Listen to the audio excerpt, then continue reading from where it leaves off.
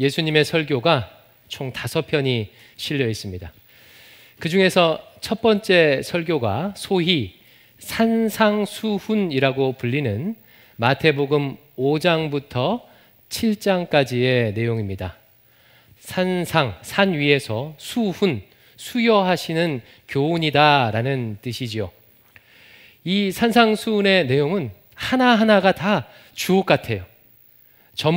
모두를 제자도라고 해도 됩니다. 하지만 시간 관계상 모든 걸 다 살펴볼 수는 없고요. 오늘은 그 중에서 소금과 빛의 교훈을 좀 살펴보려고 합니다. 이 구절은 하나님 나라 백성의 정체성이 무엇인지, 어떻게 하나님께 영광을 올려드릴 수 있는지 압축적으로 아주 잘 보여주는 구절이에요. 또한 많이 알려진 구절이면서 알려진 만큼 사람들이 많이 오해하는 구절이기도 합니다. 그래서 오늘은 그런 오해들을 하나 둘 바로 잡으면서 본문을 통해 제자도를 좀 배워보려고 합니다. 먼저 가장 흔한 오해는 소금과 빛의 순서예요.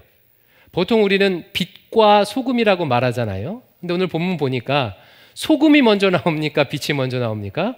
소금이 먼저 나와요. 소금이 먼저 나옵니다. 그러면 왜 우리가 빛과 소금이라고 말하게 됐을까요? 정확한 것은 알 수 없겠죠. 어떤 목사님은 사람들이 빛나고 싶은 그런 열망이 반영돼서 그렇다라고 하신 분도 계시고, 소금과 빛이라고 말하는 것보다 빛과 소금이라고 말하는 것이 한국말 어감이 더 자연스러워서 그렇다라고 하시는 분도 계신데, 정확한 것은 알 수 없습니다. 어쨌든 소금이 먼저 나옵니다. 두 번째로 가장 중요한 부분에 대한 오해예요. 그럼 본문 말씀 보니까 주님께서는 너희는 세상의 소금이 되어라, 너희는 세상의 빛이 되어라 라고 말씀하십니까? 아니면 너희는 소금이다 빛이라고 하십니까? 자, 13절 상반절, 14절 상반절 같이 읽어볼게요. 시작. 너희는 세상의 소금이니 너희는 세상의 빛이라. 예. 이 부분이요, 가장 많이 오해되는 부분이에요. 주님께서는 소금이 되어라, 빛이 되어라 라고 말씀하시지 않았습니다. 즉, 이게 무슨 말이냐면, 이 구절은 소금이나 빛이 되지 못한 제자들을 향해서 너희들은 소금이 되기 위해서 노력해라, 너희는 빛이 되기 위해서 노력하라고 교훈하기 위해 주신 말씀이 아니라는 거예요. 오히려 정반대로 주님께서는 세상에서 힘없고 소외된 제자들을 향해서 너희는 세상의 소금이야, 너희는 세상의 빛이야 라며 복음을 선포하고 계신 것입니다. 유대인들의 설교는요, 보통 크게 두 파트로 구성이 돼요. 보통 설교의 앞부분에서는 복음이나 교리를 먼저 선포하고, 설교의 후반부에서는 그 복음과 교리에 합당하게 행해야 할 구체적인 행동 지침을 말합니다. 예를 들어서 서신서 같은 것을 딱 읽어보면 대부분의 서신서가 앞부분에는요, 복음이나 교리를 설명해요. 그리고 뒷부분에 그에 따른 구체적인 행동 지침을 제시합니다. 산상수훈도 설교로서 그런 형식을 가지고 있어요. 먼저 앞부분에서 복음과 교리를 선포하고 그 다음에 뒤에 행동 지침을 말합니다. 그래서 산상수훈 제일 처음은요, 팔복으로 시작하죠. 심령이 가난한 자는 복이 있다, 애통하는 자는 복이 있다, 의에 줄이고 목마른 자는 복이 있다 라고 하면서 가난하고 애통하고 핍박받는 백성들에게 복음을 선포하면서 시작을 하는 거예요. 그리고 이어지는 오늘 본문도 여전히 복음을 선포하는 것입니다. 너희는 세상의 소금이다, 너희는 세상의 빛이다. 그리고 교리를 말하고 나서 5장 21절부터가 구체적인 행동 지침이에요. 따라서 오늘 본문은 어느 파트에 속해요? 복음 파트에 속하는 거예요. 이것을 분명히 하기 위해서는 13절 뒷부분을 좀 잘 해석을 해야 합니다. 13절을 같이 한번 읽어볼게요. 시작. 너희는 세상의 소금이니 소금이 만일 그 맛을 잃으면 무엇으로 짜게 하리요? 후에는 아무 쓸데없어 다만 밖에 버려져 사람에게 밟힐 뿐이니라. 이 부분은 한글 성경 번역의 애매함으로 인해서 자칫 이렇게 해석될 수가 있어요. 소금이 만일 맛을 잃게 되면 어떻게 음식을 짜게 할 수 있겠느냐? 그런 소금은 밖에 버려져 사람들에게 밟히게 된다라고 해석될 수가 있습니다. 하지만 원문은요, 그런 뜻이 아니에요. 이런 뜻입니다. 소금이 맛을 잃게 되면 맛을 잃은 그 소금을 어떻게 다시 짜게 할 수 있겠느냐? 그런 소금은 밖에 버려져 밟히게 된다, 이런 뜻이에요. 그러면 궁금한 게 하나 있죠. 여러분, 소금이 짠 맛을 잃어버릴 수가 있습니까? 소금이 짠맛이 없어지는 게 이게 가능한 일이에요? 이것을 이해하기 위해서는 이스라엘에서 소금을 만드는 과정을 좀 알아야 돼요. 이스라엘에서 소금을 만들 때는 다음의 과정을 거칩니다. 먼저 그 소금기가 많은 사해 부근에서 암염이라는 것을 채취를 해요. 암염이란 소금기를 많이 포함한 돌덩이가 되겠지요. 이것을 여러 차례 녹이고 정제하는 과정을 통해서 순수한 소금을 만들어내는 거예요. 그런데 이때 암염에 포함되었던 불순물들은 이런 정제 과정 가운데서 점점 더 짠맛을, 소금기를 잃어버리게 되고 나중에는 흙으로만 남게 됩니다. 그렇게 흙으로 남게 되면 밖에 버려져서 사람들에게 밟히게 되겠지요. 이런 과정을 지금 염두하고 하신 말씀이에요. 그러므로 13절은 이런 뜻이 되는 거예요. 너희는 짠맛을 잃어버리고 밖에 버려져서 사람들에게 밟히는 불순물들이 아니라 너희들은 세상에 꼭 필요한 소금이야 라고 하시며 복음을 선포하시는 거예요. 14절도 한번 해석해 보겠습니다. 14절 같이 읽어볼게요. 시작. 너희는 세상의 빛이라. 산 위에 있는 동네가 숨겨지지 못할 것이요. 이거 어렵지 않죠. 산 위에 동네가 하나 딱 있습니다. 밤이 캄캄하게 어두워졌어요. 이때 동네를 밝히는 불이 딱 하고 들어오게 되면 그 동네가 멀리서도 보이겠죠. 특별히 산 위에 있으니까 얼마나 잘 보이겠습니까? 불이 들어오게 되면, 빛이 밝히게 되면 숨겨질 수가 없습니다. 15절 말씀이에요. 15절 같이 읽습니다. 15절 시작. 사람이 등불을 켜서 말 아래 두지 아니하고 등경 위에 두나니 이러므로 집안 모든 사람에게 비치느니라. 이것도 어렵지 않습니다. 깜깜한 방에 들어가서 등불을 켰는데 등불을 켜놓고는 그릇으로 이 불을 가려놓는 사람은 없습니다. 불을 켜는 것은 방을 밝히기 위해서가 아니겠습니까? 가리지 않아요.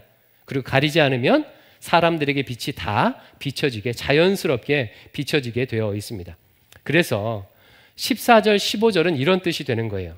너희는 가릴 수 있는 빛이 아니야. 가려놓을 사람들이 아니야. 너희는 세상을 밝히는 빛이야 라고 지금 복음을 선포하시는 거예요. 이와 같은 주님의 복음 선포는 이 땅에서 주님의 제자로 살아가는 우리 자신을 어떻게 바라봐야 하는지 아주 중요한 통찰을 던져줘요. 그리스도의 제자는 소금과 빛이 되어야 할 사람들이 아니라 이미 소금과 빛입니다. 세상은 우리에게 위대한 일을 하기 위해서는 자꾸 무엇이 되라고 말하지요. 근데 문제는 내가 나로서 무엇이 되면 좋은데 내가 아닌 다른 사람이 되기를 요구하는 경우가 많이 있어요. 각 시대나 각각의 조직들은 그 시대나 그 조직에서 선호하는 유형의 사람들이 있습니다. 예를 들어서 이 교회라는 조직은요, 어떤 유형의 사람들을 선호할까요? 제가 두 가지 보기를 한번 들어볼게요. 첫 번째 유형. 이 유형은 낯을 잘 가리지 않고 낯선 사람들에게 잘 다가갑니다. 그리고 먼저 친절하게 말을 잘 걸어요. 적극적으로 모임에 잘 참석하고 모임에서도 자기 얘기를 잘하는 이런 외향적인 사람이 있어요. 두 번째 사람. 이 사람은 낯을 가려요. 사람 사귀는데 시간이 아주 오래 걸리고 가려서 사깁니다. 누구에게 먼저 말 걸기를 어려워하고요. 무슨 책임을 하나 맡으려면요, 결정하는데 시간이 오래 걸립니다. 이런 내성적인 사람이 있어요. 여러분, 두 유형 중에 이 교회라는 조직은 어떤 유형을 더 선호할까요? 전자지요. 사실 교회뿐만 아니라 조직들이 대부분 그래요. 교회에서는 외향적인 사람을 선호합니다. 이러다 보니까 내향적인 사람들은 교회 생활하면서 스트레스를 받는 경우가 많이 있을 수가 있어요. 내향적이었던 한 집사님께서 이런 고백을 하시는 것을 들은 적이 있습니다. 본인이 어린 시절, 중고등부 시절 너무 힘들었대요. 부모님이 교회 중직자이기도 하고 자신도 교회에 오래 다녀서 선생님도 잘 알고 있어서 무슨 새신자, 새로운 친구들만 오면 꼭 자기한테 먼저 다가가서 말 걸고 친하게 지내라고 그렇게 요청했다는 거예요. 좋은 일이기도 하고 또 중고등부 임원이기도 했기에 비록 내향적이었지만 어찌어찌 그 일을 감당했대요. 그러던 어느 날 주일 중고등부 예배 마치고 한 식당에서 친한 친구와 이렇게 밥을 먹고 있다가 주일학교 선생님을 그곳에서 만난 거예요. 근데 이 선생님이 밥을 먹고 있던 그 친구에게 이렇게 혼냈다고 합니다. 야, 이 녀석들아, 너희들은 왜 이렇게 너희들끼리만 노냐? 그래서 다른 친구들이 교회에 정착할 수 있겠냐? 라고 혼냈다는 거예요. 그 말에 엄청 상처를 받았대요. 나름대로 그동안 새로운 친구들에게 다가가려고 노력했는데 그것은 몰라주고 편한 친구와 밥 먹는 것을 혼내니까 정말 속상했대요. 아마 내향적인 분들은요, 교회에서 이런 압력을, 크고 작은 압력을 받으실 수 있을 것 같아요. 앞에 나가는 것도 힘들고 대표 기도하는 것은 더 힘들고 손을 내밀어서 막 얼굴 바라보며 축복하는 것도 힘들고 일어서는 것도 힘들고 또 소그룹에서 먼저 얘기 꺼내는 것은 힘든 그런 분들이 계실 것입니다. 그런데 이런 것들을 잘해야 믿음이 좋고 이런 것들을 잘해야 신앙생활을 잘하는 것처럼 여기는 분위기가 있다 보니까 그런 것을 잘 못하게 되면 나한테 뭐가 문제가 있는가, 내가 지금 믿음이 약한가, 신앙생활 제대로 하지 못하는 건 아닌가, 이렇게 느낄 수 있다는 거예요. 하지만 여러분 한번 생각해 보십시오. 내향적인 것이 잘못입니까? 내가 내향적이거나 예민하거나 소심하거나 신중하거나 결정하는데 시간이 오래 걸리거나 하는 것이 소금에서 없어져야 할 불순물일까요? 드러나지 않도록 꼭꼭 감추고 숨기고 덮어야 할 것일까요? 그렇지 않다는 거예요. 그 자체로 하나님께서 그에게 부여하신 특별한 소금이고 특별한 빛이라는 거예요. 하지만 사회나 직장이나 교회에서 또는 가정에서조차도 그런 내 모습을 인정받지 못하고 다른 사람으로 살라고 요구받을 때 우리는 고통하고 힘들고 괴롭습니다. 감사하게도 우리 주님께서는요, 우리를 그렇게 보지 않으셔요. 야, 네 모습 진짜 많이 모자라니까 앞으로 소금 되기 위해서 노력해, 빛 되기 위해서 노력해, 이렇게 하지 않으신다는 거예요. 네 모습 그대로 이미 너는 소금이고 빛이라고 말씀하십니다. 우리 모두는요, 어쩔 수 없이 타고난 것들이 있어요. 내 성격, 내 기질, 내 외모, 내 성향 등은 하나님께서 일방적으로 내게 주신 것입니다. 그 누구도 선택해서 가진 게 아니에요. 그것들은 없애고 바꾸어야 할 불순물이거나 감추어야 할 부끄러운 것들이 아닙니다. 주님께서 내게 주신 것이기에 그것을 포함한 내 모습 그 자체로 소금이고 빛입니다. 디즈니 만화 영화 중에 겨울왕국이라는 영화가 있어요. 여러분 보셨습니까? 저는 딸 때문에요. 정말 여러 번 봤습니다. 이 주인공이 엘사라는 여왕이 있는데 이 여왕한테는 감추고 싶은 능력이 하나 있었어요. 그러니까 손만 대면 모든 것을 다 얼음으로 만들어버리는 거예요. 그런데 어린 시절 실수로 인해서 자기 여동생을 얼려서 죽일 뻔한 거예요. 뿐만 아니라 자기가 지금 살고 있는 그 마을, 그 왕국을요, 자기 능력을 통제하지 못해서 다 얼려버립니다. 이 일로 그녀는 자신의 능력을 저주하게 돼요. 사랑하는 사람들을 해치는 자신이 너무너무 싫은 거예요. 그래서 Let it go라는 노래를 부르면서 산 위에 올라가서 혼자 왕궁을 하나 딱 만들어 놓고 거기서 고립된 채 외롭게 살아갑니다. 그러다가 여러 우여곡절 끝에 자신의 능력이 저주가 아니라는 것을 발견하게 돼요. 과거에는 그 능력 때문에 나도 힘들고 사람들도 힘들게 했는데 잘 사용하기만 하면 사람들을 이롭게 할 수 있다는 것을 발견하게 돼요. 오늘 본문식으로 하면 그 모습 그대로 소금이고 빛이라는 것을 발견하게 되었다는 거예요. 우리도 마찬가지예요. 우리의 예민한 성격은 나도 힘들게 하고 다른 사람을 힘들게 할 수 있지요. 그래서 나도 그런 예민함이 너무 싫고 사람들도 그것 때문에 나에게 뭐라고 할 수도 있어요. 하지만 우리 주님은 나를 그렇게 보지 않으십니다. 예민한 누구누구야, 너는 그 자체로 소금이고 빛이야. 그 예민함을 잘 사용하기만 하면 너도 살리고 다른 사람들도 살릴 수 있어 라고 말씀하십니다. 심지어는요, 장애나 질병들도 마찬가지예요. 그 누구도 장애나 질병을 가지고 싶어서 가진 사람은 없습니다. 내가 ADHD로 태어나고 싶어서 태어난 사람은 없어요. 눈이 불편하고 다리가 불편하고 어지럼증이 있고 당뇨가 있고 혈압이 높고 디스크가 있고 관절이 안 좋고 원치 않은데 다 주어진 것들입니다. 이렇게 타고난 질병이나 장애 혹은 사고로 생긴 장애나 질병들도 우리 인생에서 없어져야 할 불순물이 아니고 감추어야 할 무엇이 아닐 수 있다는 거예요. 오히려 그 장애나 질병을 가지고 있기에 내가 온전한 소금으로 온전한 빛으로 역할할 수 있습니다. 대표적인 예가 사도 바울 아니겠습니까? 사도 바울은요, 아주 심각한 질병을 가지고 있어요. 혹자는 눈이 잘 안 보이는 안질이었을 것이다. 혹자는 갑자기 경기를 일으키는 간질이었을 것이라고도 추측을 해요. 하지만 정확한 것은 알 수 없습니다. 확실한 것은 사도 바울의 사역을 방해할 만큼 아주 심각한 질병이었어요. 그래서 작심을 하고 하나님 앞에 주님께 3번을 기도를 합니다. 그러나 우리 주님께서는 사도 바울의 간절한 기도에 응답해 주지 않으셨어요. 치료해 주지 않으셨습니다. 대신 이렇게 말씀해 주셨어요. 고린도후서 12장 9절입니다. 제가 읽어드립니다. 나에게 이르시기를 내 은혜가 네게 족하도다. 이는 내 능력이 약한 데서 온전하여 짐이라 하신지라.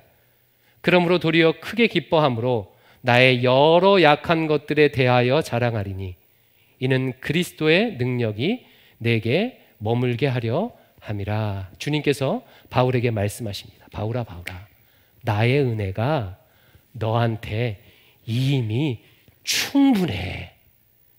네가 지금 그렇게 약하기 때문에 나의 능력이 너에게 온전히 나타날 수 있게 되는 거야. 오늘식으로 하면 그 질병을 가지고 있는, 그 치명적인 아픔을 가지고 있는 바울 네 자체로 이미 소금이요 빛이요 라고 말씀하셨다는 거예요. 바울이 깨닫습니다. 아하, 그렇구나. 내가 약하기에 그리스도의 능력이 나를 통해서 나타나게 되는 것이구나. 한번 생각해 보십시오. 바울은요, 정말 극적으로 예수님을 만났습니다. 빛 대신 주님을 만났어요. 뿐만 아니라 3층 천까지 올라가서 하나님 나라에 그 누구도 보지 못했던 신비한 비밀들을 보았던 사람이에요. 그리고 그가 안수하면 질병이 치유되고 귀신이 떠나가고 뱀을 집었지만 죽지 아니하고 심지어는 죽은 사람까지도 살렸던 그런 인물이에요. 만약 그에게 이런 육신의 연약함마저 없었다면 그는 아마 주님의 사도가 아니라 종교를 하나 만들었을 거예요. 교주가 되었을 것입니다. 그가 약한 부분을 가지고 있었기에 세상의 소금과 세상의 빛으로 온전히 역할할 수 있었어요. 그러므로 약한 모습을 가진 그 자체로 소금과 빛입니다. 사랑하는 성도 여러분, 주님 앞에서 소금과 빛이 되려고 애쓰실 필요가 없으셔요.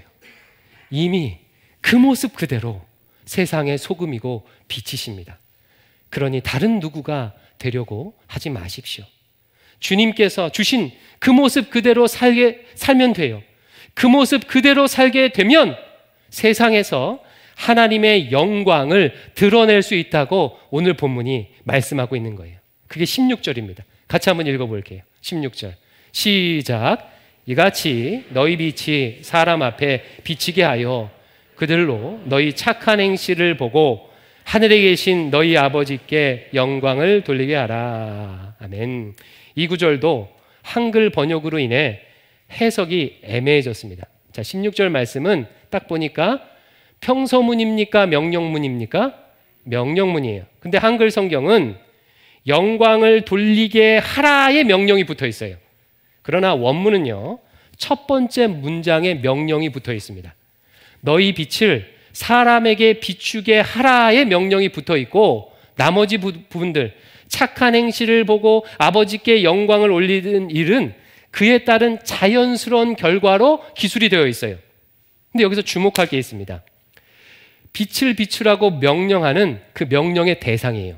잘 들어보십시오. 본문은 너희는 빛을 비추라라고 2인칭 너희에게 명령하고 있지 않아요. 본문은 어디에 명령을 하고 있냐면 너희 빛이여 빛나라라고 3인칭 빛에 명령하고 있어요. 이 차이가 엄청난 차이를 만듭니다. 만약에 2인칭 너희에게 빛을 비추라고 명령했다면 명령을 받은 너희는 빛을 비추기 위해 노력을 해야 돼요. 빛을 비추기 위해 노력하라는 뜻이에요. 그러나 빛을 향해서 빛이여 빛나라 라고 하게 되면 그것은 명령이 아니라 일종의 기원이 됩니다. 기원. 빛은 이미 빛나고 있기에 노력할 필요가 없는 거예요. 예를 들어서 2002년도에 대한민국 축구 대표팀이 월드컵 몇 강에 올랐어요? 4강. 그래서 제가 이렇게 말합니다. 대한민국 4강 신화여 온 세상에 빛나라 라고 말하면 이것은 명령이 아니라 기원이죠. 이미 이루어진 일이기에 4강에 들기 위해서 노력할 필요가 없습니다. 그러니까 이렇다는 거예요. 16절 말씀은 일종의 기원이에요. 이미 빛으로 부름받은 제자들을 향해서 부르신 그대로 빛나라고 지금 주님께서 기원하는 거예요. 그러면 사람들이 보고 자연스럽게 하나님께 영광을 드릴 수 있게 될 것이라고 지금 말하는 것입니다. 그러니 사랑하는 성도 여러분, 다른 누가 되려고 하지 마시고 여러분 모습 그대로 반짝반짝 빛나시기 바랍니다. 하나님께서 내게 주신 그 모습대로 살아감을 통해서 세상을 짜게 하고 세상을 밝히시기 바라요. 이제 마지막으로, 그렇다면 어떻게 하면 내 모습 그대로 소금으로 빛으로 살 수 있을까요? 내 모습 그대로 소금으로 빛으로 살 수 있으려면 내 모습 그대로 존귀히 여김을 받아본 사람이, 내 모습 그대로 사랑을 받아본 사람이 그렇게 살 수가 있습니다. 조금 전 말씀드렸던 겨울왕국의 엘사 여왕이 자신의 모습 그대로를 받아들이게 되는 결정적인 계기가 있어요. 거의 영화 마지막 장면에 나오거든요. 이 한스라고 하는 나쁜 왕자가요, 이 엘사 여왕을 칼로 쳐서 죽이려고 합니다. 근데 그 순간에 동생 안나가 언니 대신에 그 칼을 맞아요. 단단한 얼음이 된 채 언니 대신에 죽음을 선택합니다. 엘사는 자기를 대신하여 죽는 여동생의 모습을 보고 각성을 하게 돼요. 근데 안나가 언니 엘사를 위해 죽으려고 할 때는요, 엘사가 변한 다음이 아니에요. 여전히 엘사는 까칠하고 동생을 피해 다니고 스스로를 저주하며 살고 있었어요. 하지만 동생 안나는 그 모습 그대로의 언니를 위해서 자기 목숨을 내어줍니다. 그 순간 엘사는 내 모습 이대로 나를 인정하고 사랑해주는 사랑을 경험해요. 죽기까지 나를 존중해주는 사랑을 만나게 되자 비로소 자기 존재의 가치를 발견하게 된 거예요. 이것은 특별한 게 아니고 보편적인 진리입니다. 어린 시절 부모로부터 내 존재 자체로 인정받고 사랑받은 아이는요, 자신을 존중해요. 심리학 용어로 자존감이라고 하지요. 사랑받은 아이가 자기 모습 그대로 소금으로 빛으로 살아가게 됩니다. 그래서 주님께서 오늘 본문에서 제자들에게 너희는 소금이야 빛이야 라고 하시며 복음을 선포하시는 거예요. 사실 제자들은 이런 소리를 들을 만한 사람들이 아닙니다. 다들 사회의 낙오자였어요. 마태복음을 쓴 마태는 세리 출신으로서 유대인들이 혐오하는 사람이었어요. 소금이 아니에요. 빛이 아니에요. 가룟 유다는요, 폭력으로 유대 나라를 일으켜 보겠다는 위험 인물이었습니다. 그나마 조금 낫다고 할 만한 사람들이 못 배운 어부들이었습니다. 뿐만 아니라 지금 이 주님의 설교를 듣는 이들 가운데는 상당수가 병고침을 받기 위해 나온 사람들이에요. 천대받는 여성들, 정신질환을 가진 자들, 귀신 들린 자들, 나그네들이었어요. 이들은 그동안 세상에서 온갖 저주와 욕설을 들었던 사람들이죠. 밥만 축내는 버러지라고, 사회에 도움이 안 되는 문제적 사람이라고 손가락질 받던 사람들이었어요. 이들은 이제까지 한 번도 세상에서 VIP의 대접을 받아본 적이 없는 사람들입니다. 그런데 메시아 되신 주님께서 그런 그들을 향해 너희는 세상의 소금이야, 너희는 세상의 빛이야 라고 복음을 선포하십니다. 세상이 너희를 땅에 밟히는 불순물로 여기고 너희를 감추고 싶은 존재로 여기지만 나는 그렇지 않단다. 너희는 세상에 꼭 필요한 존재야. 없어서는 안 될 소금이야. 어두운 세상을 밝히는 빛이야 라고 선포하셔요. 주님의 복음 선포는 선언으로 그치지 않았죠. 사회의 낙오자들을 위해서, 저주받은 죄인들을 위해서 친히 십자가를 대신 지셨습니다. 우리가 당해야 할 모든 저주를 주님께서 대신 당하시며 나를 위해 죽으셨어요. 안나는 엘사가 언니니까 죽을 수 있겠죠. 그러나 우리 주님은 내가 아직 죄인 되었을 때에 나를 위해서 자기의 생명을 내어주셨습니다. 내 모습 이대로 나를 세상에서 가장 소중한 존재로, 자기 자신보다 더 소중한 존재로 여겨주셨어요. 우리가 비록 찌질하고 부족하고 아프고 장애가 있고 정신질환이 있고 가난하고 천하지만 내 모습 그대로 소금으로 빛으로 살 수 있는 이유가 여기 있습니다. 내 모습 이대로 나를 존귀히 여겨주시는 주님의 사랑이 내 안에 있기 때문에 그래요. 나를 인정해 주신 분이 하늘과 땅의 모든 권세를 가지신 예수님이시기 때문에 그렇습니다. 이제 이 예배를 마치고 세상에 나가면 세상이 또 나에게 손가락질하며 속일 거예요. 야, 네 성격 그래서 되겠냐? 너는 학교가 이래서 안 돼. 직장이 이래서 안 돼. 그렇게 계속 그렇게 살면 길거리에 버려져 밟힐 거야. 부끄럽지도 않냐? 그 성격 감춰. 그 직업 감춰. 네 학교 감춰. 네 자식 감춰. 그런 세상의 소리에 속지 마시기 바랍니다. 위축되지 마시기 바랍니다. 여러분은 이미 그 모습 그대로 소금이요 빛입니다. 그 모습 그대로 세상을 아름답고 환하게 만들 수가 있습니다. 주님의 음성을 들으십시오. 너희 빛이여 빛날지어다. 아멘. 우리 이 마음을 담아서 약할 때 강함되게 하신, 약함으로 주의 능력을 경험하게 하신 주의 이름을 찬양하겠습니다.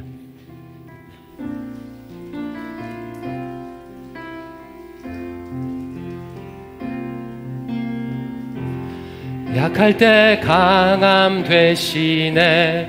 나의 보배가 되신 주 나의 모든 것. 주 안에 있는 보물을 나는 포기할 수 없네. 주 나의 우리 한 번 더 고백할까요? 약할 때 강함 되시네. 약할 때 강함 되시네. 나의 보배가 되신 주 나의 모든 것. 주 안에 있는 보물을 나는 포기할 수 없네. 주 나의 모든. 예수 어린 양 존귀한 이름 예수 어린 양 존귀한 이름 예수 어린 양 존귀한. 우리 2절 찬양하겠습니다. 십자가 죄 사하셨네. 십자가 죄사하셨네. 주님의 이름 찬양해. 주 나의 모든 것. 쓰러진 나를 세우고 나의 빈 잔을 채우네.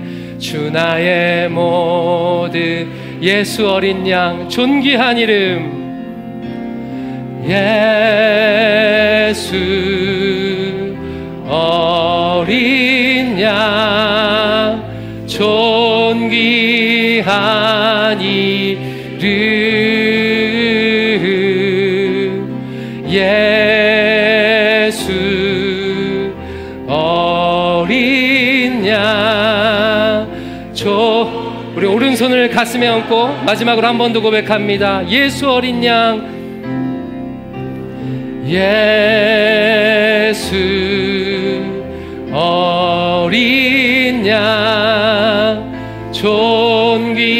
존귀한 이름. 예수 어린 양 존귀한 이름. 기도하겠습니다. 아버지 하나님, 내가 무엇이긴데 이처럼 나를 사랑해 주시는지요? 내가 무엇이긴데 이처럼 나를 존귀 여겨 주시는지요? 이렇게 부족하고 연약하고 찌질함 투성인데 나를 소금이요 빛이라 인정해 주시고 말씀하여 주시니 감사합니다. 그 주님의 은혜를 붙들고 주께서 말씀하신 대로 내가 속한 그 자리에서 주의 빛을 비추겠나이다. 주여 은혜 베풀어 주시옵소서. 예수님 이름으로 기도합니다. 아멘.